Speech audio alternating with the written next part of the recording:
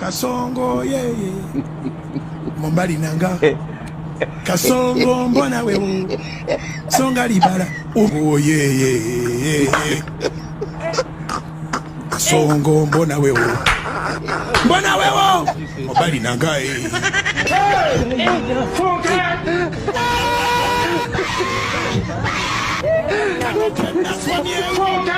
Atali ya mama yake kama naye Neba nangi Katonda wamanyi Katonda waki akawumbika embooko Friday.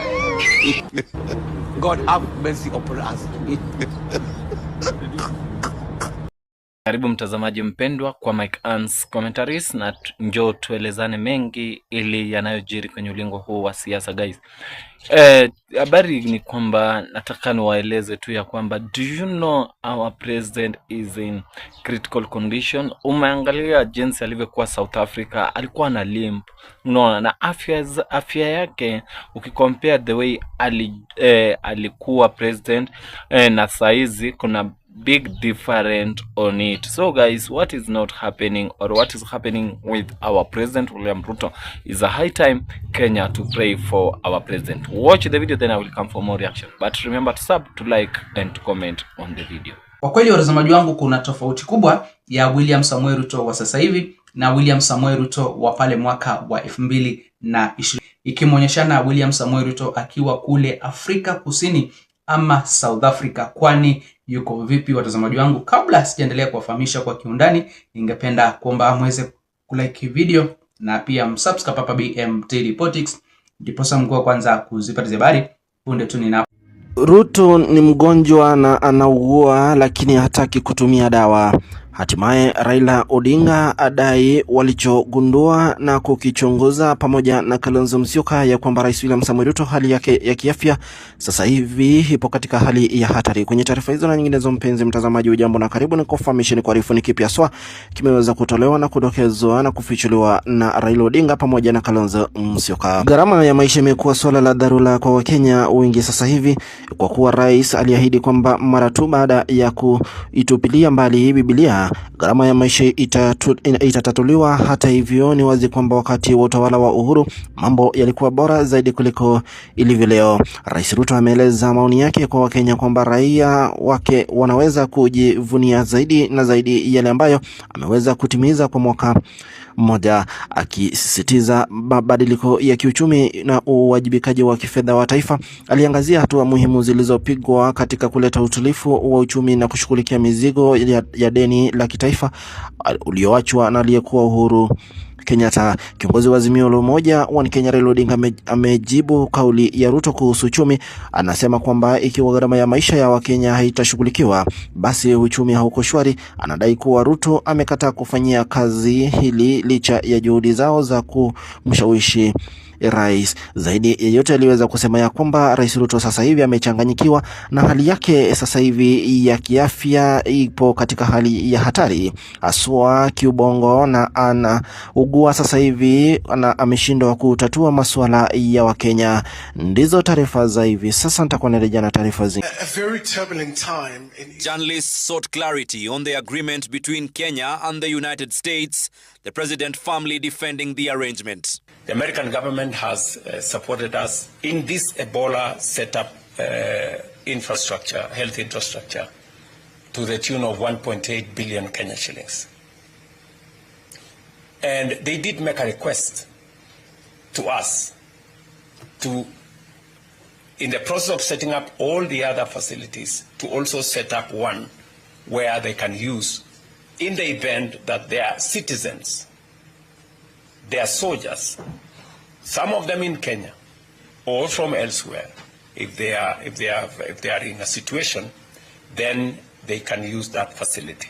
President Ruto said the planned facility should not be viewed through the lens of biased nationality, but rather the country's preparedness. Even if the Americans had not set up that facility at the military base, if there was any American in Kenya, we would take them to a Kenyan facility. We would not throw them out. Despite mounting opposition from some leaders and Laikipia residents, the president maintained that the controversy is largely driven by misinformation and a lack of understanding of the project's purpose. What you see as a debate in Kenya is lack of information. You know, people who may not have enough information to understand what we are doing. If we don't prepare and a situation occurs, we would have to answer much more difficult questions than the ones we are answering now.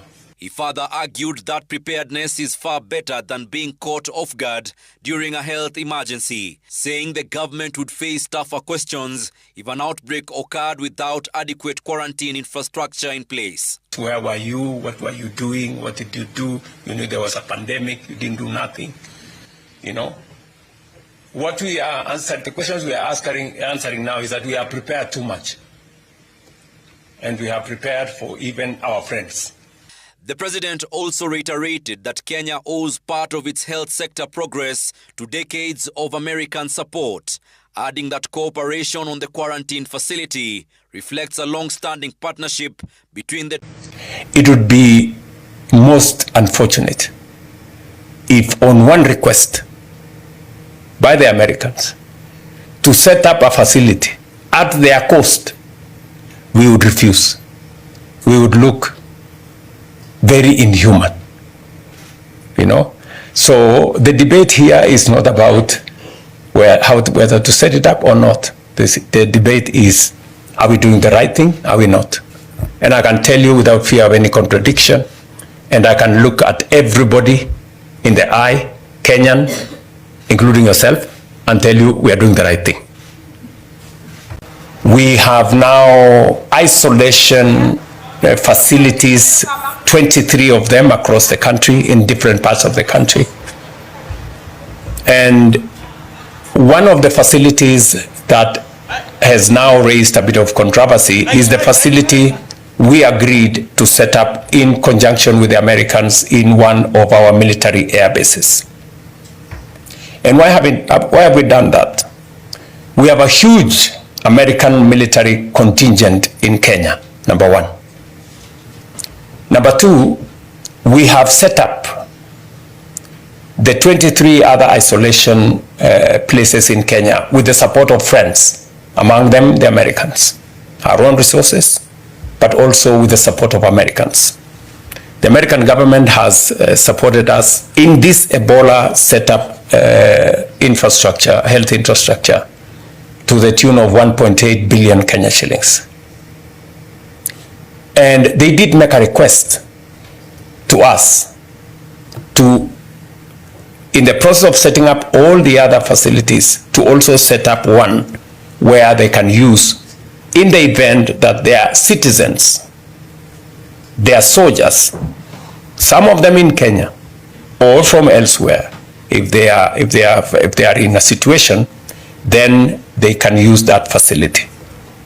For context again, even if the Americans had not set up that facility at the military base, if there was any American in Kenya, we would take them to a Kenyan facility. We would not throw them out, because the Constitution of Kenya tells us that we are responsible for the health of the citizens of Kenya, including those who are in Kenya at any one time. So what you see as a debate in Kenya is lack of information. You know, people who may not have enough information to understand what we are doing. If we don't prepare and a situation occurs, we would have to answer much more difficult questions than the ones we are answering now. The questions we are answering now are simpler. They are easier. But if we were answering questions when people are sick and we haven't prepared enough, then we would be answering much more difficult questions. Where were you? What were you doing? What did you do? You knew there was a pandemic. You didn't do nothing. You know? What we are answering, the questions we are answering now is that we are prepared too much. And we are prepared for even our friends. And you see, I ask the people of my great country that the American people and government have been partners with us on matters health for close to 25, 30 years. PEPFAR and all the other funds. American resources, American taxpayers' resources have been used to support Kenyan health infrastructure. It would be most unfortunate if on one request by the Americans to set up a facility at their cost, we would refuse. We would look very inhuman, you know. So the debate here is not about whether to set it up or not. The debate is, are we doing the right thing? Are we not? And I can tell you without fear of any contradiction, and I can look at everybody in the eye, Kenyan, including yourself, and tell you we are doing the right thing. Okay, let us proceed, guys, with our reaction, and hope you are doing well wherever you are, guys. And my today's reaction is that what is happening to our president, or what is going on with health of our president, because ukiangalia what the way ana react, the way ana behave, the way yani anakaa ni mdhofu sana, amedhofika. Ukimwangalia tu like ukicompare alivyokuwa 2017 those years na saizi kuna a big different, umeona. So amekuwa South Africa akiwa anazungumzia ili swala la Ebola quarantine being built in Kenya, na akiwa anasema ya kwamba the Ebola being built in Kenya is a benefit to our country because it will help not only Americans people but also different Kenyans who will be affected with different diseases or virus in the world, in the country. And akasema ya kwamba people were misunderstanding his content by saying that building quarantine in Kenya is not good, and people were misunderstanding because hawataki kuelewa what is happening to the reality of building quarantine in Kenya. Na akawa anazungumza akisema ya kwamba Americans imetoa 1.5 billion za build that quarantine in Kenya, and anasema ya kwamba hiyo 1.5 billion imeweza kutengwa ama kutengewa wale ambao wataweza kuwa wahudumu pale ama wataweza kufanya kazi mali pale. Then akawa anasema ya kwamba is a high time Kenyans kurudisha mikono because there is more than 100 times helps ambazo Kenya imezipata kutokana kwa nchi ya Amerika, na anasema ya kwamba Amerika imesimama na Kenya not only once, na sasa is a high time pia Kenya irudishe mkono kwa kujenga quarantine na kusaidia people who affected with Ebola in Congo. And ukiangalia the benefits ambazo Kenya imepata kwa America ni kwamba those medicines of HIV and AIDS, hizo ni America ina donate. Ukiangalia things like trust and those things Kenya America ina donate. Ukiangalia vitu vingi, yes, America ina donate. So akawa anasema if America they can donate those things to our country, how comes sisi tusiweze kuwarejeshea mkono? Na akawa tu the help ambayo ameweza kusema ya kwamba anataka kusaidia America ni kuwapa msaada wa kujenga quarantine in Kenya ambao ya kusaidia wale being affected with Ebola. But hiyo si tatizo, ama hilo si tatizo. Kujenga quarantine si tatizo. Tatizo ni kwamba ni kwa nini afya yake inazidi kudhoofika. Nataka tu tukwambiane ukweli, na si Kenya peke yake. Twende kwa nchi jirani tuanze na Uganda. Uganda ukiangalia afya ya Yoweri Kaguta Museveni is not good at all, na ni afya ambayo ni yani but nasibu tu, na ni afya ambayo haiwezi ikawa ni afya bora. Ukiangalia Amerika, former president Barack Obama alivyokuwa akiingia kwenye kiti, alikuwa like healthy, alikuwa strong. After 5 years ago akawa like amedhoofika, umeona. So my question is, what is going on, or what is the problem with that seat of presidency? Because once ukipate unakuwa like you are different with other people. And ukiangalia president kama Uhuru Muigai Kenyatta alivyokuwa pale kwenye uongozi, alikuwa mwingi wa afya, alikuwa mnene, alikuwa strong and healthy, but kwa masiku tuma miaka kadhaa pia akawa same afya yake ikawa inadhoofika each and every time. But sasa the problem is that our president William Ruto, ukiangalia kwamba afya yake naye inazidi kudhoofika each and every time, na kitu ambacho naweza sema ni kwamba there is a hidden agenda towards these things, because it seems like this chair ambayo ni ya presidency, it has something ambayo inawakula each and every time, because akiwa South Africa imeonekana kwamba alikuwa na limp, miguu zimefura, na anajikaza kimwanaume, because ni lazima how to be with different people in that country, na lazima aseme the benefits of his country.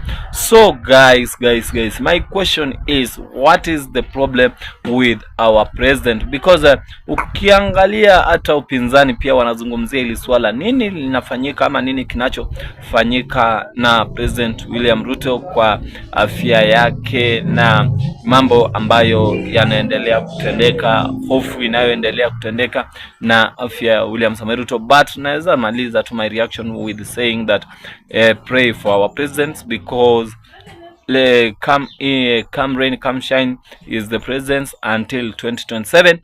Then the Kenya, it needs prayer, and Kenya, it needs to come together so that we can spread unity, peace and love everywhere we go. Thank you for watching me. Thank you for listening. May God bless you so much. You as my cans commentary. God bless you so much as we proceed with other reactions. Remember to sub, remember to like, remember to comment on the video. Thank you. God bless you so much as you are doing so.